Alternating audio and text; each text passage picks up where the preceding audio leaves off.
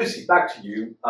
Though you're very young, you've already had an impressive international career, working with large companies, but also some younger or startup companies, and most recently you joined the French Tech. And so, if I may ask, the first basic questions: what is the French Tech? I believe the name of French Tech, the label, was created about 10 years ago. So why an English word to talk about France, and what's behind? Yes, well, first of all, good morning, everyone, and thank you very much for the invitation. It's my great pleasure to be here this morning. Maybe on the name French Tech, I think it was set up first also to show how French can be attractive, and also to show that France has its chance to be an innovative country, and so actually English and I probably comparison with Silicon Valley as an option. So French Tech, it's English, but now it's also a very common word, and I think it's both the ecosystem of French innovative young companies. So it represents 25,000 roughly startups and scale-ups in France.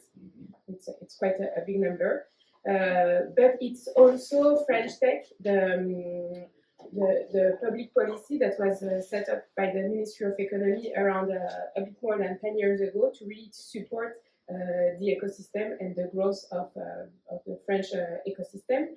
And what is interesting is that it's both a public administration. So I work in Station F, and I have a team of 30 people, and we are really attached to the Ministry of Economy. But to roll out our policies or programs, we don't play alone. We have a team and a network of 17 what we call a capital. So really throughout the country, and this network of association that we label every 3 years, they are really entrepreneurs from the ground. So it's entrepreneurs for entrepreneurs, and this is also the same thing in abroad, where the French Tech communities, including half in London, we are present in more than 52 countries. So really, it's a strong network to show that France is here on the economy, on the innovative landscape and playground. If you allow me a very practical, we enjoy being very practical and pragmatic. So if I'm in any of these regions in France or abroad, how do I get in contact with one of these representatives? How do I get their name and their contact? Yeah, it's a great question. Actually, if you go on the La French Tech website, you will find the contact details of all the delegates. Okay, I see. You can find, and I think, and really, it's the first entry gate for the ecosystem. If you are a young startup, if you want to start your business, if you want also to scale, I would recommend first go to this regional representative to also connect with your ecosystem. So now we know how to contact. Yes. What's for? I mean, when should we call you? I mean, if I need money, I've just created my AI, very successful startup company. I need to go on Series A. Should I contact you, or is it to get in contact with any of the politicians that may help me in my business? I think you should activate all the levels you have first. You can contact French Tech actually at any stage of your project. If you are a very early stage, you want to connect to have mentors, you can go to La French Tech and then join some networking events. If you want to raise money, actually you can go to La French Tech, and also we will help you to connect with probably BPI, which will finance you and which operates some financing, which has some financing opportunities. And then also, if you want to scale, if you want to go abroad, there are also some partnerships between Business France and French Tech. So actually, it's really for all stages. And then more what we do at the I would say headquarters in a way. We also have programs that are rolled out globally and nationwide, and which is called Je choisis la French Tech. So I choose French Tech, and really the objective of this program is to help companies do business, find contracts with either big corporates or administrations, because we have a strong belief is that €1 or £1 from a client is better than €1 from an investor. Of course, you need sometimes an investor investment to start to launch your business to accelerate, but actually €1 from a client is first you have a chance to have it next year again, and also it helps you with your product to make sure that your product is more fit for the market. So really, we strongly believe that it's also a role at the state level to break silos and to increase collaboration and contracts between big corporates, administration, and startups. That is music to our ears. We have entrepreneurs here and online, and you're absolutely right on the point that our number one priority is to develop our business and to find new customers. But do you have a magic stick to actually make that happen? How, again, we all know that, especially for startups, one of the challenges, especially in Europe, is to go and contact these big companies that you need as references, but to not really trust you because you're too small and may disappear the next month, and therefore are very reluctant to actually deal with you. We know that is a challenge, and so how do you overpass that? I think it's a big question of mentality as well. We need to change the perception that French tech and startups are kids. Now the ecosystem is more than 10 years old, and it's not only young guys, because there are not that many girls, young guys in their garage coding. No, it's actually a big corporation. I think Spendesk is a great example. Now it's mature solutions, it's mature companies. Some of them are profitable, and we need to change the perception of this ecosystem being spoiled kids with state money from 10 years ago, and that they are actually economic players that can have a role in our future economy, because they are building jobs, they are also paying taxes and paying for our pensions in the next 10 years. So I think first is changing the perception of what is the French tech ecosystem. And actually, when we hear French tech, we don't hear French startup, we hear tech, and then tech can be embodied by different kinds of companies. That's, again, congratulations, because we definitely need that. I'm sorry, I was just watching your little coq rouge. Would you have a word on that? What does it represent? Heard about it. So I think so the rooster is the French emblem, the French that you can see everywhere. Actually, you see it also on a football, on football and rugby, exactly. Shirts, polo shirts. But the French, you see this one, it looks like an origami in a way. So I think it's the usual rooster with a twist, with an innovative twist, and it's quite recognizable. And I think it's also a way to show that innovation can be everywhere and should be recognizable. And I think also worldwide, it's a brand, so sometimes you also need to brand yourself and to be effective in this. That's great. Great initiative.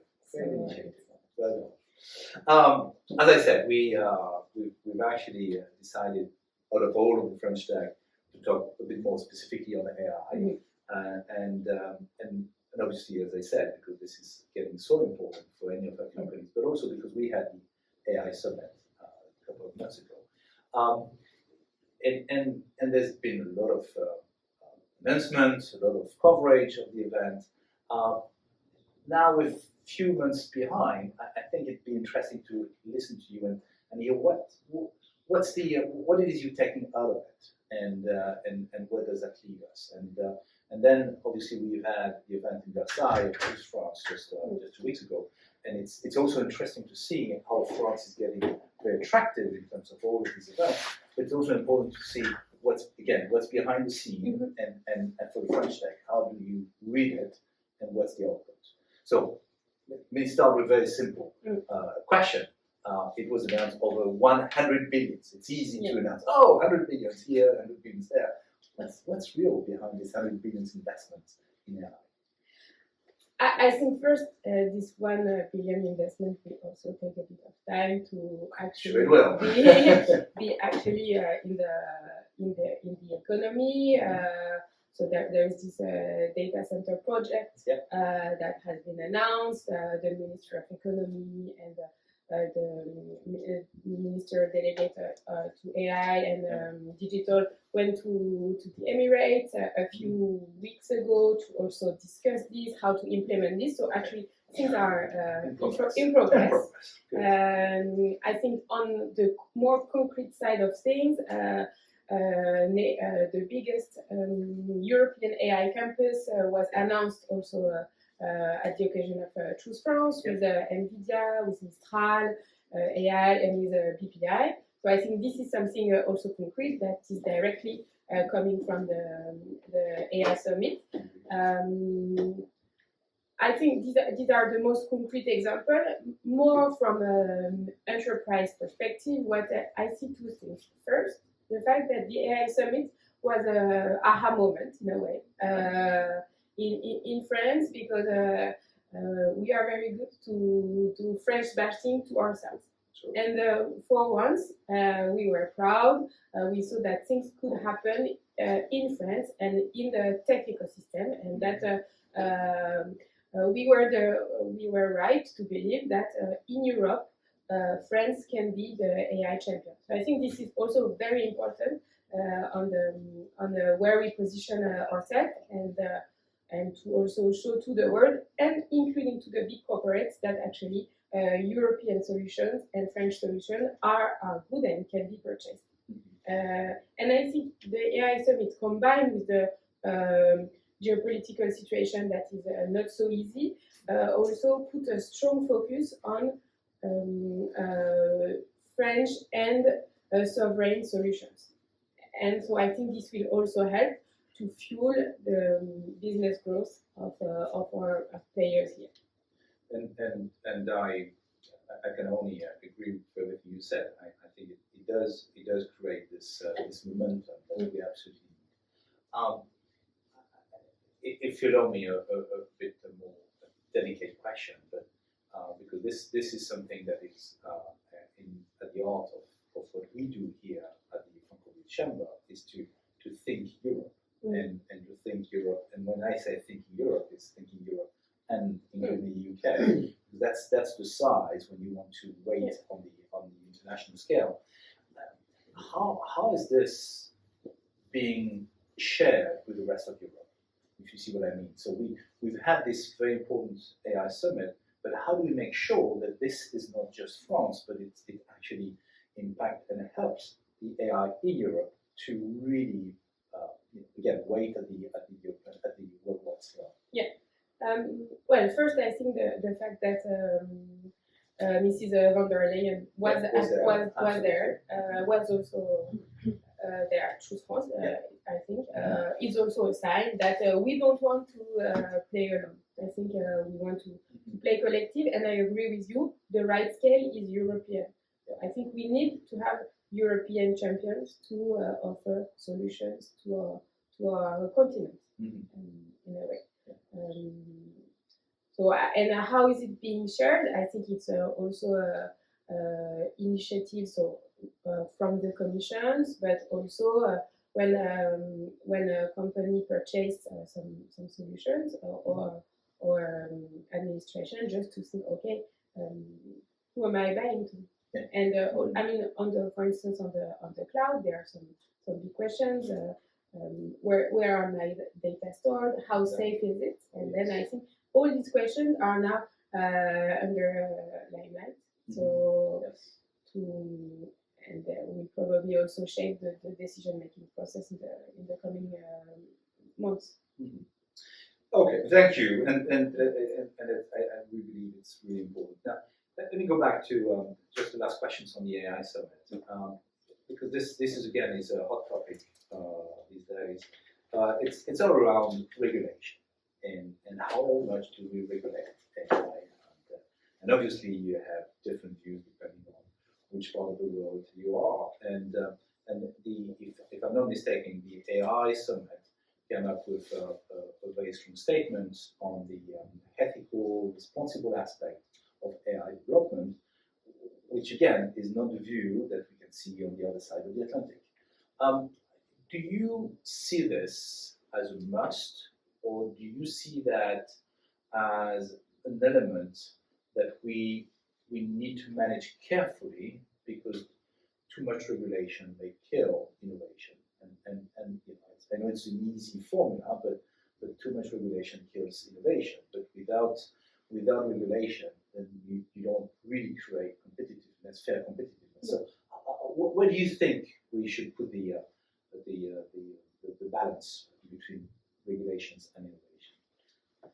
I think, as you said, the balance is not so easy to find, and there are some, I would say, headwinds on the European side. But I also believe, and this is really the stance of a government, is that what matters first is our value as a society. And so I think we should not change and adapt regulation at the betrayal of our value in a way. So I think this is really the first thing, and then starting from this, then yes, we can discuss, we can adapt, we can find the right regulation that will not kill innovation, but that will protect all the citizens. But I think so. It's difficult. In your experience working with all of these startups in the tech industry, is this a question that comes up regularly? Is this something where they come to you and say, "Hey, please help us because we're a bit lost on what we can do, what we can't do," or it's not such a topic? Yes, of course. I mean, but they're also aware that we French Tech do not write the laws, and we don't do the regulation, so we can help them understand. I think for the DSA, the AI Act, and we've done some webinars with the company we support to help them navigate, understand better what they can, what they cannot do, and also collect the questions to then share it with our colleagues who are more specialized on this. But it's true. It's a challenge. It's a worry for the companies. Yeah. No, it is, and at the same time, as you said, it's a protection of our values. So it is critical. And I would like to be quoted as being against ethical AI because I'm very very important. Just as we just talked about, Choose France. So we had Choose France again, high success. I actually believe that we just recently been again. How do you say that? We came out at number 4 and first in Europe at Paris has been the tech place by the View.com survey. So that's impressive. And you know, for once, as you said, we tend to do too much bashing. But let's take a minute. Let's celebrate. Let's take a minute about it. How do you explain that? I always think that it's a matter of several factors, and I think it was really the collective at stake in Paris. And I'm sorry because I may be a bit too short, and I'm not sure everybody is aware. But this is a survey which is conducted every year, and which looked at all of the cities in the world, and actually is ranking the cities that are the most, I would say, the most promoting technology startups, tech startups in the world. And France and Paris, because it's per city, came out ranked number 4 and number 1 in Europe. So that's really impressive. It's very impressive, and I think it's also the result of 10 years of constant dynamics from, I would say, investors, maybe venture capitalists, or also larger funds. I think it's also really BPI, so Banque Publique d'Investissement, Public Investment Bank, that's been set up 10 years ago, and that had a tremendous impact on the financing of the tech ecosystem. I think it's great, and as we were discussing before, they are connecting the more traditional and classic investment ecosystem with the public sector, and being LPs in a lot of funds, so they are really having a critical role to the development of this ecosystem. And then I think they were also places to connect together a lot of incubators. I think Station F is also a big success. There was also a lot of public money poured into this ecosystem. So all in all, if you add up everything, after 10 years, you have some great results. And strong ecosystem. Yeah, no, indeed. And last thing, I forgot also a very strong, a very good talent pool coming from the great schools, the engineering and research centers. So you have both doctorates and also great engineers. So I think this is also very important, because then the companies could find the right talent to develop their business. And you're right. And again, this is a topic that we cover very often here at the Chamber, to talk about the talents. Talents, education, we know it's key for the future. How do we keep our talents? How do we avoid them to cross the Atlantic because they think they're going to be paid twice as much? I think if they cross the Atlantic and come back, good. I like it. Because they get trained and they come back. Yes. Though today it's difficult to get a visa, but it's a different topic. So I think it's also good to go abroad, see different things, get trained from the best. I think I would say open your chakras, and then sometimes you come back to Paris because quality of life is better. Probably maybe you are closer to friends and families. You have more holidays, but yes, it's also true that you get paid less. Sometimes things are not as fast as they can be in less regulated areas. I think it's a trade-off. But now also with this ecosystem being much more mature, much more attractive, we now have the tools to attract these talents back. I think when you say that Paris is the #1 place in Europe, well, then if all the German, Dutch, Spanish, Italian engineers in the Silicon Valley, they want to come back to Europe, well, maybe they will think Paris first. And I think it's also a role to promote Paris as this #1 return place. Yes, and as you said, it's also by the interest of the project. People don't work only for money. They work because they want to have a real purpose. And here you are developing some great purposes. So it's again, all this goes in the right directions. But, and there's a but, and I'm going to get to that in a minute. But before that, I'd just like to go back to the output of Choose France event. Because you mentioned it with the creations of this largest campus. So what is, are you involved in one way or another into the campus, or how does that going to work? Do you know? I mean, it's an investment, it's private public investment that's going to happen? Yes, that's my understanding. Yeah. At French Tech level, we are not involved. It's involved. on the public side, it's BPI and École Polytechnique. Okay, yeah, as investors. Yeah. Okay. I'm sorry. I was. We didn't say it'd be easy, so and I know they have some good questions as well, being prepared. But there's a but, and let's get straight into it. We are definitely and should be proud of all of these bright people, bright startups, and bright ideas that we develop. But do we have the funds that can actually scale them up? in due time. And today, let's be clear. If I look at where AI is today, it's being played either in the US or in China.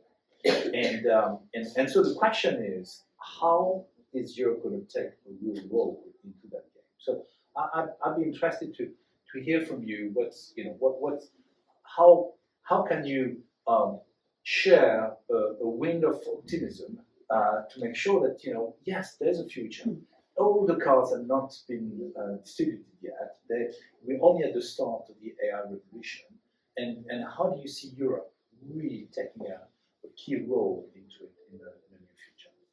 And again, I mean, I could, again, there have been so many big numbers being put on the table with these 500 billions of Stargate and all this.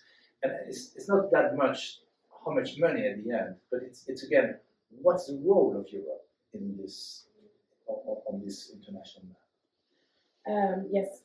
Well, first, I mean, let's be realistic. The amount of money that's being put either in the United States or in China into AI, it's a different scale. So I think first this is the starting point, but then we need to ask ourselves, as Europeans, what do we want to build? I think our role is to build a third way that's probably a bit different. Why also? Why do the US need so much money? It's also because it's very energy consuming. Yep. So probably we also have an opportunity here to build an AI that's more that's less consuming, that's decarbonized. Yep. And I strongly believe that we have the capabilities to build something of this kind. For me, this is really key, and it's also going back to the question of the regulation. How do we make sure that the AI we build in France is aligned with our values? And I also believe that if we build a third way, in a way, that we have a chance to offer it to other countries in the world who maybe would be interested to be less dependent from either China or the US. So for me, it's we know it's a different scale, but there is a way, and there is a way. And to make this happen, we need to continue investing. We need to attract talent. We need to pour money into these new companies to make it work. But do you think in this view that we're going to have some French champion, or do you think it has to be European champion? I mean, champions can be French or German, but their scale will be European. So they will serve this market of 500 million consumers. I mean, and more, but and more, yeah. But and at a point in time they did get because there's one name that comes back on, which is obviously Mistral, because of what they've done, and now they are investing in the US, which is good as well. But it's only one name that keeps coming back. So the question is, how do we multiply Mistrals in France and Europe? But how many names do you know from the US and China?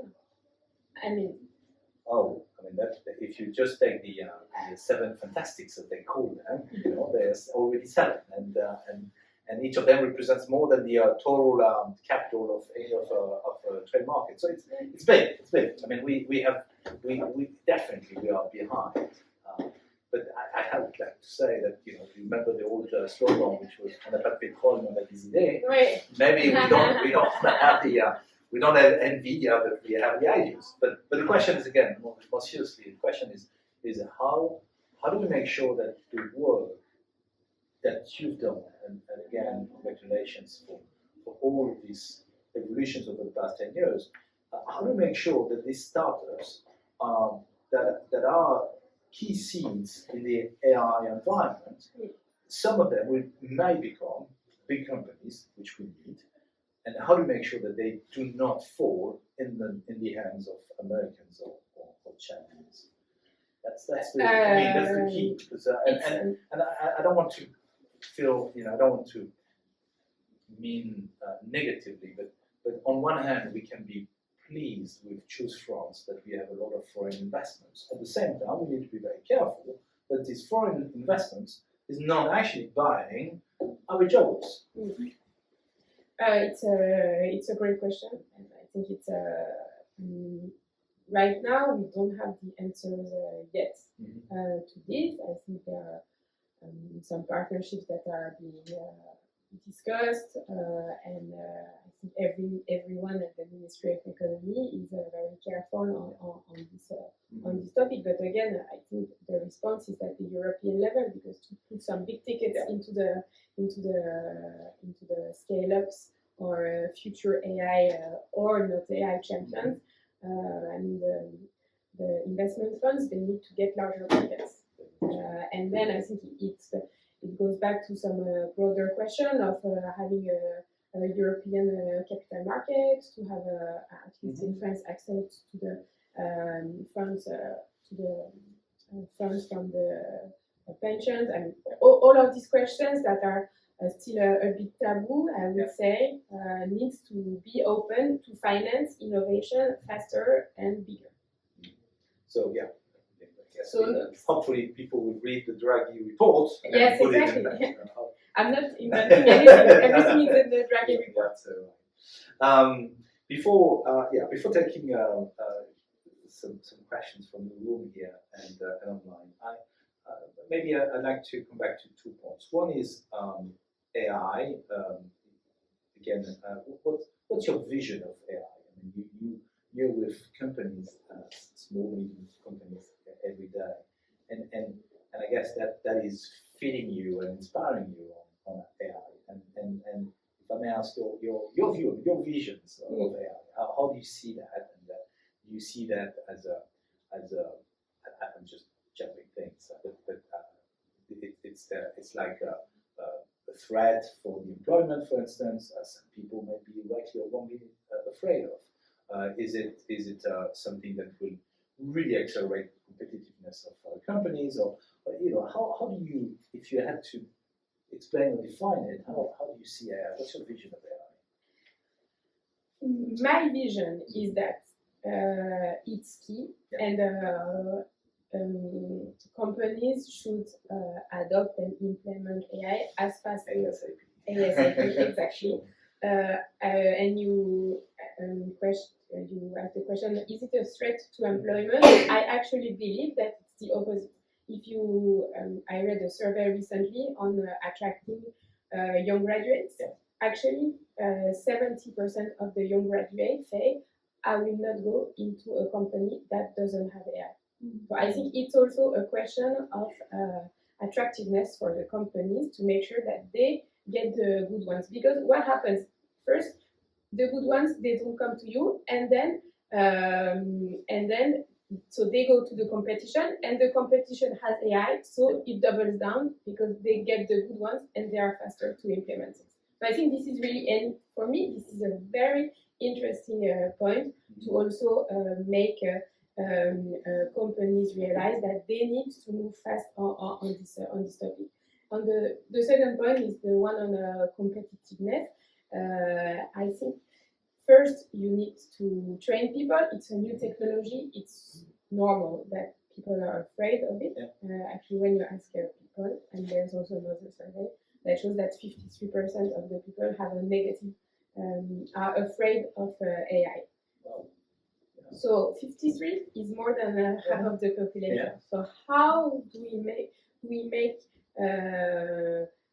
people, employees, managers, leaders realize that it's actually a great opportunity? How do you train them to make them integrate AI in their life and in an environment, in an area that's safe for the company, for them, for their data?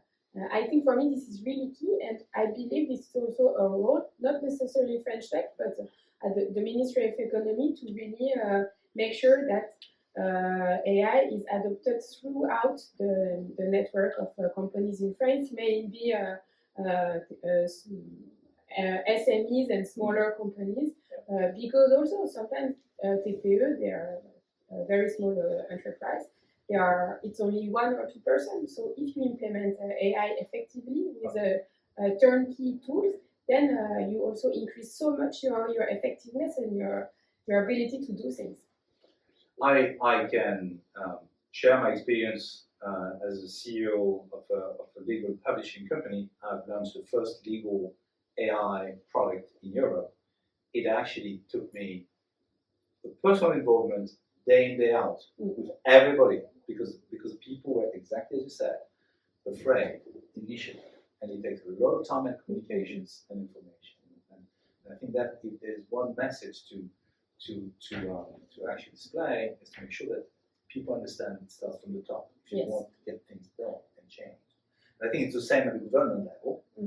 That it has to change from the top as it seems to happen. Actually, on that point, you said that there's a lot of relationship, obviously, between you and Business France and BPI. What about we have luxury of having a ministry of AI and digital, and after the minister is a good friend of yours. So what's the relationship between Choose France and the ministry, the ministère de l'intelligence artificielle? Well, I think Choose France is for all kinds of investments in France. Yeah. So basically, it's sector agnostic, I would say. Yeah. And then, of course, these days, AI and digital is key. Yeah. So the minister has been very involved in all the discussion with bilateral meetings with top leaders from everywhere in the world to also attract more investments in France and implement projects. Okay. As you know, Franco-British is the purpose of the chamber is to develop the economical relationship between the two countries. So, and you know, and we're pleased to ask Raf if necessary. But what's your view of the corporations? Has French Tech cooperating with the other countries? You said rightly so that you have a number of correspondents, number of contacts in 52 countries, including the UK. But how do you see that being developed? I mean, we talked a bit about the importance of creating a European strength, and so is French Tech something that exists in other European countries as an organization, as an institution, or as a government department, or is it something specific to France only? And do you know what's existing in UK? I believe so. It's quite specific to France. Yeah. In the Netherlands, there is a similar initiative that's also government supported, but it's not that common. In the UK, we have Tech UK, which is more similar to what we have here in France, France Digital. So it's more the startup lobby. But as there is no government-supported initiative, they also play a role a bit in between. But we are all, of course, very linked to them.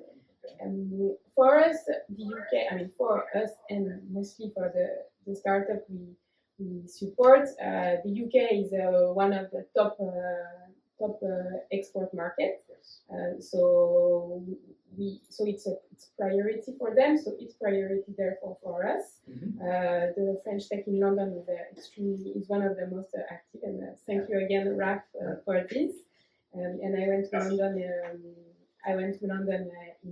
In Jan, and what I really loved is to see the cooperation between Business France locally, the embassy, and the French Tech to work together to organize some events to support the internationalization of the companies. So it's what we call a team France Export, and it's again this idea of having a collective to support French and to show how attractive this can be. So maybe, Raf, I think we could hear you. Maybe you want to say a word of what it is you do from London. Of course. Thanks for having me. Great to hear all the good praise both of you. Thank you, Lucie. It was a pleasure having you. Come back to London anytime. No, of course, I'd love to hear about Team France because we've always been very lucky that the relationship between the Chamber of Commerce, the Business France, and the Service de l'Ambassade, Service économique, has always been brilliant and super collaborative. As a matter of fact, I do have a call in about 2 hours with the entire team to go over the second quarter of this year and some other events to make sure that we are collaborating between each other and not stepping on each other's toes. So that's one of the things that we want to make sure is, this is complementary in terms of what we do. We don't do always the same things. La French Tech, Lucie explained very well what we do. We collaborate with the ecosystem. We're here to support the technology side of things, particularly startup and scale-ups, as well as investors alike. Whereas, Business France might look at the later stage companies, and the chamber is obviously for the bigger corporates most of the time. So it's kind of complementary in scale of what we do. French Tech London, just in a nutshell, has been created in 2015, it's just about a year after French Tech was created back in France. We are for sure one of the biggest, if not the biggest in Europe. I've stopped counting really. We have north of 3,500, close to 4,000 members right now at the core of it. Having said that, because we're not a publisher organization, we don't really count in terms of members. It's more about ecosystem players, and we are very lucky to have an extremely active community, which means that every time we organize an event, we have an initiative like the barometer that we have every quarter. A lot of the companies, a lot of the investors, a lot of the people that live in the ecosystem participate very actively. So it's a very thriving ecosystem, and of course the B word was something that being Brexit, obviously, scaled us quite a bit back in the days. Hasn't touched much. We're very lucky to see that technology has got no borders whatsoever, and we've seen, most of the companies, including, you got an esteemed guest in the room that I know will be happy to hear that. Spendesk, for example, is one good example. As in the city, very active. You got people like Ledger, Miracle, Payfit, Pigment, you name it. All those next 40 and 120 companies are still in the city and very active. So we have a very active French Tech London, and very happy to also say that I'm collaborating as one of the co-leads for the French Tech European communities as well, and we do a lot together. So that's what Lucie referred to earlier. Being very collaborative between different sort of communities around the world is something that makes us even stronger towards the other sort of nations are trying to do a similar model. Thank you, thank you very much for all of these details. But indeed, this is good to know and see how dynamic you are on both sides of the channels. That's very nice. Lucie, thank you so much. I made a commitment to stop at 10. I know you have a busy agenda, and if you have some few more minutes, we can have continue some chats over the coffee. But I'd like to thank you really warmly, and thank you so much for your very honest and direct answer. It's been a pleasure, and congratulations. I think you already said it's important from time to time to actually say Cocorico, and yes, what you've done, what your colleagues have been doing over the past years, it's paid off and it demonstrates as being critical. We've been talking about a number of topics, but I'd like to conclude that I don't know if it's the right representation, if it's simplistic, but I believe you created the fuel of AI. You may not have the engine yet, because the engine tends to be American, but you created the fuel, and I think that is so critical for the competitiveness of the country and all business. So thanks again. Thanks for the visit. Thank you so much. And all the best. Thank you.